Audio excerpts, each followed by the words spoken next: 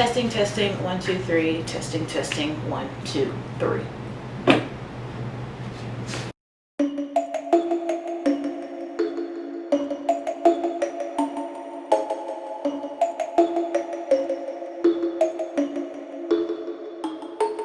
Alright, what's up you guys? Welcome back to my channel.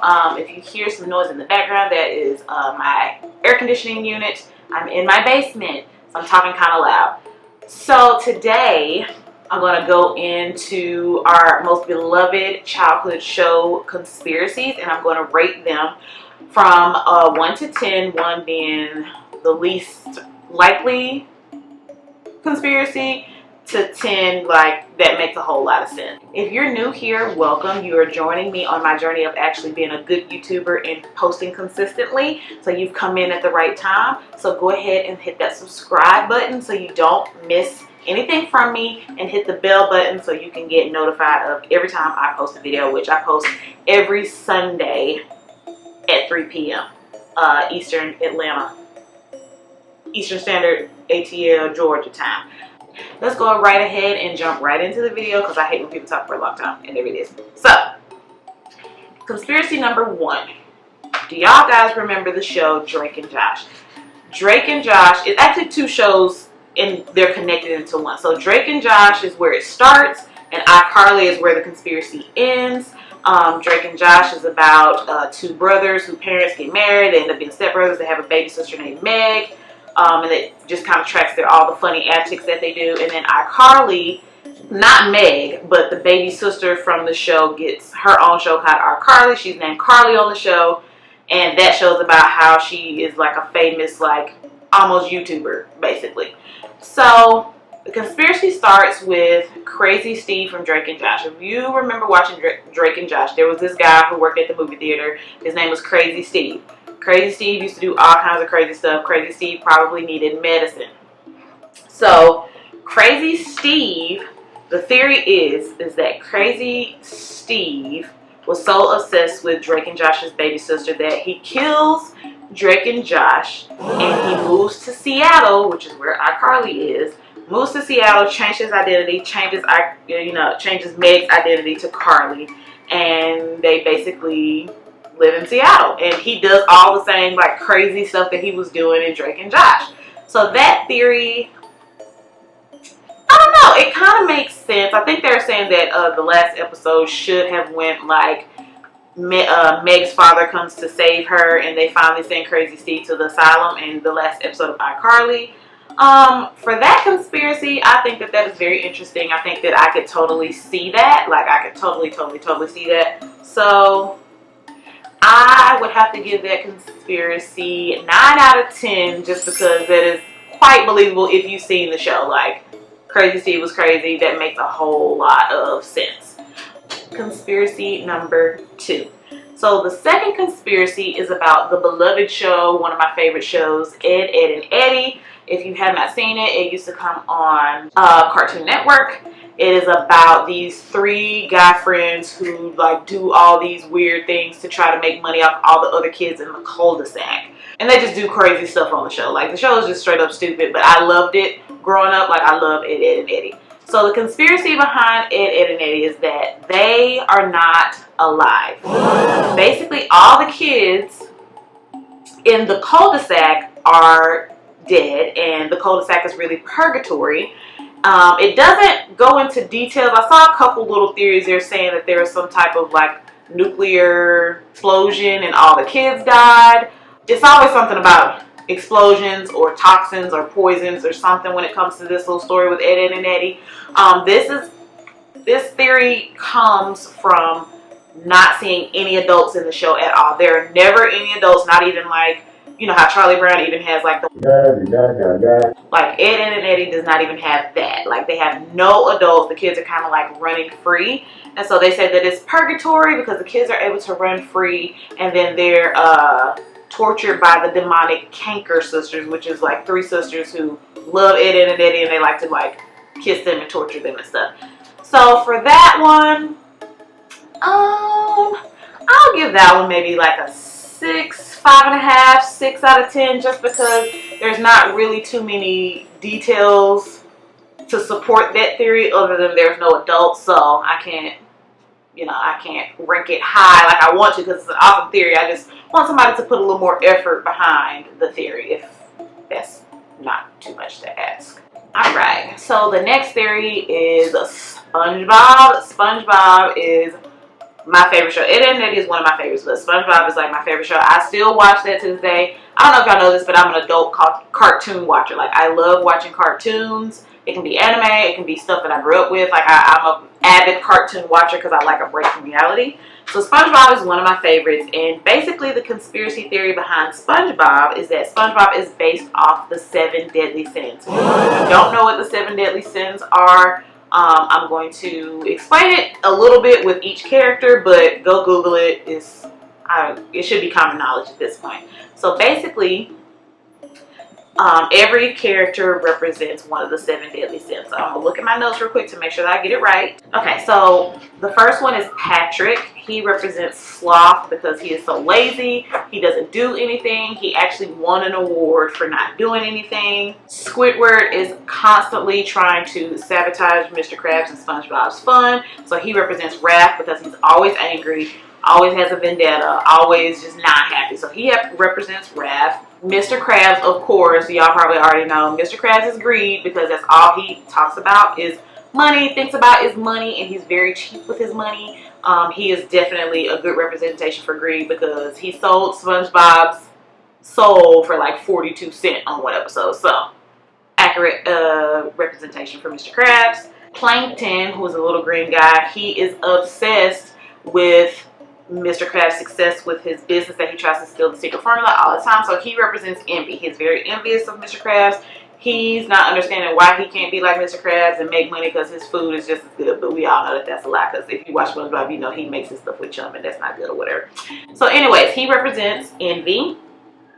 Sandy, who feels that Texas is superior to everybody. She feels like she's superior to everybody. Represents pride, which makes a whole lot of sense because she's like the smartest person on the show, other than that one episode when Patrick turned smart. Google it. So that's an accurate representation. And so, of course, the star of the show, SpongeBob, represents lust because his love for everybody is sickening. He even loves people that clearly do not like him. He thinks that Squidward is his best friend and Squidward hates him. So that's how far the lust goes with him. He just doesn't even care if people don't reciprocate the love back, which is kind of what lust is almost. But yeah, so for that conspiracy, I will give that probably a 9.5 out of 10 just because it makes a whole lot of sense. The characters fit the descriptions of the 7 deadly sin almost to a T. So whoever came up with that, good job. Like 9.5 gold stars for you. Okay, so next we have the Wild Thornberrys. So if you've ever seen the Wild Thornberrys, it's about this family who has a nature show, or the dad has a nature show and the mom films it. The dad, it's kind of like the Crocodile Hunter, but a cartoon version. And he doesn't die, unfortunately. Sadly, he doesn't die. He doesn't die like Steve Irwin. He doesn't die. He's alive. But the little girl, Eliza, can talk to animals. If you've seen the show, she talks to animals all the time. Her best friend is a monkey. She talks to the monkey, blah, blah, blah. So according to this conspiracy, she really can't talk to animals. She's actually on drugs given to her by the natives. It's kind of like acid. They're saying that the proof of that... So basically they're saying based off of this one episode that she's on drugs because on one episode in the 3rd season she had an appendix infection, and I guess that happens when you take a lot of drugs. I don't know. I don't take drugs. I don't know what the side effects of drugs are. But apparently the proof to back that up is that she had an appendix infection and almost died on the show from using all this acid supposedly. So I don't know. I felt like that one was kind of lazy. I'll give that one like a 3 out of 10. Like whoever made that up, like put some more supporting evidence and then we'll talk. But I don't know about that one. So the next one is going to be the Fairy OddParents. So if you've ever seen the Fairy OddParents, it's about Timmy Turner. He has a miserable life, so miserable that the universe grants him these 2 fairy OddParents, Cosmo, or they're fairy godparents, but the show is called Fairy OddParents. grants him with two awesome fairies, Cosmo and Wanda. So basically, Cosmo and Wanda are supposed to represent the drugs that Timmy Turner takes. So Timmy Turner is depressed, and with him being depressed, Cosmo's supposed to represent Xanax, and Wanda is supposed to represent Prozac, which they do two totally different things. Prozac kind of keeps you level. Xanax, you can black out and do stupid shit. It just depends. They back the theory by saying that, of course, he was depressed because Vicky is an evil babysitter. That's how he ended up with the godparents, was because of Vicky, the evil babysitter. And basically, how Cosmo and Wanda are just on two different ends of the spectrum, but they work together for the better of Timmy Turner, if that makes sense. And it also supports it by saying that when he loses his godparents, which there's quite a few episodes where he loses his godparents or can't use their powers or something happens, he cannot function without them at all. I've never taken Prozac or Xanax, so I don't know what it's like, but I could imagine that if you're supposed to be taking a prescription and you just stop taking it, your life is probably going to spiral out of control or whatever, so I can only imagine. So that's the supporting facts behind that theory. For that theory, I'd probably give it... I'll give it a 7 out of 10, just because it's believable. I would like more facts. These theories are all lacking facts, which they're not really facts, but like stuff to kind of back up the conspiracy. I'll give it a 7 out of 10 because that makes sense, and I guess it doesn't need that much explaining, but you know, I'm a detailed person. I like details. Alright, so we're going to go ahead and go on into the next conspiracy. Scooby-Doo. So if you haven't seen it, which I don't know who on God's green earth has never seen Scooby-Doo. It's been coming on since the 70s. But Scooby-Doo is about this gang of teenagers with their dog, and they go and solve mysteries, ghost mysteries, murder mysteries, well, not really murder mysteries, but ghost mysteries, ghoul mysteries, and stuff like that. And basically, the conspiracy behind that is that the reason why they're so good at solving these mysteries is because they are ghosts themselves, which is why they never have a legit location of where they're going to, and they never accept payment for any of the things that they do. If you've ever seen the show, they do a lot of shit for free, for sure. And they're saying that on the episodes where they do encounter maybe a real ghost or a real ghoul, which is very rare. I don't know if they have any episodes like that, but I'm just going based off of my notes here, what I read on several sites. Basically saying that they get scared of ghosts and ghouls because it's like an internal conflict. It's like they don't know that they're ghosts until they encounter another ghost, and that's what makes them so scared. So the conspiracy behind that, I don't like that conspiracy at all, to be honest with you. So I still gotta rank it. So I'll give it a 2 out of 10. Just don't mess with Scooby-Doo. That's a classic. Just they're teenagers out doing what they want to do. That's why they don't have a location of where they're going and don't accept payment, because they're stupid teenagers. That is exactly why. There's no conspiracy behind being a dumb teenager. Anyways, yeah, so 2 out of 10. So the next one is going to be Hey Arnold. So you know that Hey Arnold had a movie like a couple years back where he finally saw his parents. His parents were like lost in the woods. Not really lost in the woods, but they were in this deep sleep on this weird ass island or something like that. Don't get me the line. It's on Netflix, I think, so watch it.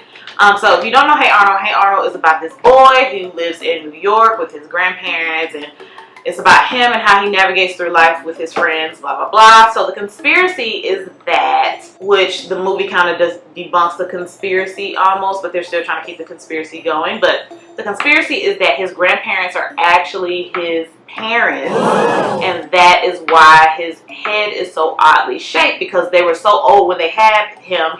He developed this condition called hydrocephalus. I don't know how to say it. I'm going to put it right here so y'all can see. They said that is why his head is oddly shaped, because if you've seen Hey Arnold, he has a football shaped head, which you probably saw in the photo that I show you. So that explains why he has a weird shaped head, and why everyone else in the show has a weird shaped head as well, because it's through his eyes and he's hallucinating because of this condition.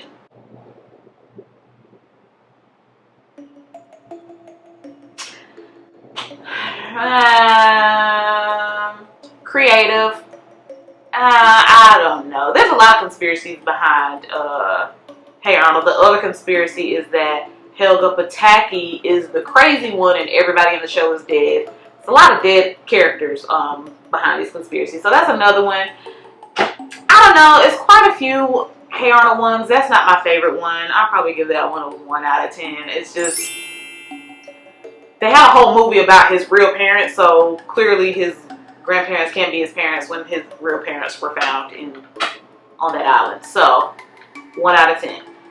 So now I saved the best one, not really the best one, but I saved this one for last. So Rugrats, this is the last one. If you've never seen Rugrats, Rugrats is about babies getting into shit. That's basically what it's about. Tommy, Chucky, Phil, Lil, and Angelica. Tommy is 1, Chucky is like 3, the twins are like 1.5, almost 2, Angelica's like 4. And so if you've watched the show, you know Angelica and like literally like tortures these babies for whatever reason. She just doesn't like babies even though she's technically a baby herself, or she wouldn't be able to understand them. So the conspiracy is that the only character who is alive, Dill is Tommy's little brother. So the only characters who are alive in the show are technically, or the only babies that are alive are technically Angelica and Dill. So basically all the other kids are actually dead. They're saying that Phil and Lil were aborted. They're saying that Tommy was a stillborn. They're saying Chucky was a miscarriage or something like that. And the only reason why Dill is the one alive is because, one, he's the only one in the show that actually talks like a baby and can't understand what anybody is saying on the show, basically. And his weird is oddly shaped because Angelica busted him over the head with something. So basically Angelica is like a psychopath who is imagining these babies and having these pretend things going on with these babies because she's technically a psychopath, which she's a psychopath on the show, so that is really, really believable. So for this conspiracy, I will give it a 9 out of 10 just because I liked it. It's a little creepy, but I like it. And it kind of makes sense because Angelica is crazy. And it was a little edgy, and it gave like lots of supporting details to kind of back that up. Like, it makes sense. The only thing that debunks this conspiracy is that Angelica is not in every episode. So that's the only thing that kind of debunks the series. But, you know, when you're a psychopath, do you have to be in your own episode?